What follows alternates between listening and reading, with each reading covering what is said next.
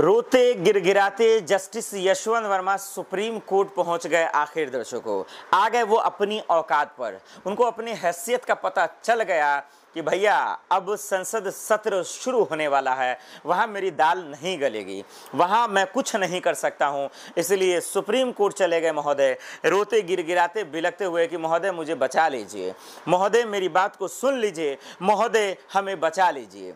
Justice Yashwant Verma इतने बुरे और इतने गंदे फंस गए दर्शकों, जिसका रिपोर्ट मैं आपको दिखाऊंगा तो आप हैरान हो जाएंगे, आप चौंक जाएंगे कि जो जस्टिस यशवंत वर्मा जो कहता था कि वो मेरा पैसा नहीं है, जो कहता था कि दरअसल हम बेकसूर हैं, हमारा कोई गुनाह नहीं है, मैं आरोपी नहीं हूं, वो अब देखिए किस तरीके से जो है इंसाफ के लिए दर दर भटकता नजर आ रहा है। कसूरवार यही है, गलती इनका है क्योंकि इन्होंने 3 जजों की टीम रिपोर्ट को ही गलत साबित कर दिया, अघोषित कर दिया। अपने आप को जो है कानून से बड़े समझ रहे थे, लेकिन इस देश में अन्याय मिलने में देर है अंधेर नहीं होता है। संसद सत्र शुरू होने वाला, सरकार पूरी तरीके से इस वक्त जो है जस्टिस यशवंत वर्मा के खिलाफ महाभियोग लाने के कोशिश कर रही है। किरण रिजिजू जो केंद्र सरकार के मंत्री हैं, वो पूरी तरीके से विपक्षी दलों को भी साथ में ला रही है कि इसका सच है, जस्टिस यशवंत वर्मा का सच हिंदुस्तान के सामने आना चाहिए। उनको मैं सलाम करता हूं। लेकिन खबर तो ये है कि justice Yashwant Varma supreme court क्यों गए, दौड़े दौड़े क्यों भाग गए, क्यों आखिर वो डर गए? जरा रिपोर्ट देख लीजिए, समझ लीजिए, खबर देख लीजिए, पता चल जाएगी कि आखिर जस्टिस यशवंत वर्मा को क्या हो गया, क्यों दौड़े दौड़े भाग गए और देश की संसद में क्या करने वाले हैं, क्या होने वाला है, सरकार क्या करने वाली है। क्या जस्टिस यशवंत वर्मा का अब जो है पूरी तरीके से कुर्सी, पद, जज सब छीन जाएगा और अब जो है ये अपने आप को बाहुबली जो समझ रहे थे, कानून से भी बड़े समझ रहे थे, इनका इलाज अब कैसे होगा? दर्शकों समझिए, समझिए, पहले खबर सुन लीजिए आप लोग। देखिए, जनसत्ता, आज तक, एबीपी न्यूज, तमाम खबरों में ये छपी हैं। Supreme court, justice Verma supreme court क्यों पहुंच गए? सबसे पहला सवाल तो यही लिया जा रहा है, क्यों पहुंच गया?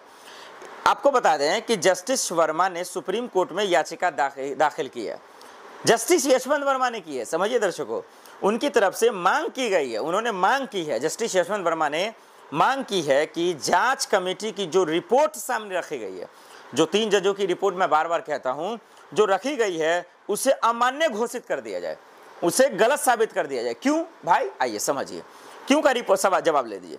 जस्टिस वर्मा का तर्क है, उनका लॉजिक है, उनका जो आधार है वो ये है कि जांच कमेटी ने एक बार भी ठीक तरीके से उन्हें अपना पक्ष रखने की अनुमति नहीं दी। वाह वाह वाह वाह वाह, चोर चोर मौसेरा भाई, यानी चोर भी कीजिए, सीना जोड़ी भी कीजिए। गांव में एक कहावत है, यानी 3 जजों की टीम मूर्ख है, बेवकूफ़ है। पूर्व सीजे खन्ना साहब ने बनाया, मतलब ऐसे ही बना दिया, वो 3 स्टेट के जजों को बनाया, मतलब उनको अकल नहीं है।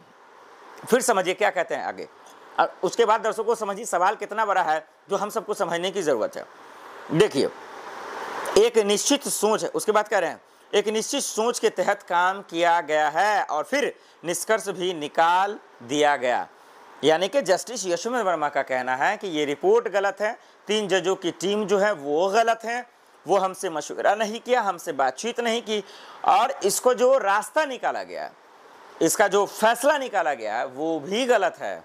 यानी इनके हिसाब से पूर्व सीजे खन्ना साहब भी गलत हैं, 3 जजों की रिपोर्ट भी गलत है। ये खाली दूध के धुले हुए हैं, ये सच्चे हैं, इनको पता ही नहीं कि इनके बंगले पे पैसे कैसे जले। अब बताइए, हमारे घर में करोड़ों रुपए आ जाएंगे तो मुझे तो पता होगा ही कि कहाँ से आए, कोई अप्रूपी भगवान की तरफ से तो पैसा गिरता नहीं है आसमान से, तो ये तो लॉजिकली पता होना चाहिए। अब सवाल ये है दर्शकों कि अब क्या होगा आगे, क्यों ये डर गए, ये क्यों हुए, क्यों ये परेशान और तिल मिला उठे? जब मैं बताऊंगा आपके रोंगटे खड़े हो जाएंगे कि सदन के अंदर अब जस्टिस वर्मा का इलाज क्या होने वाला।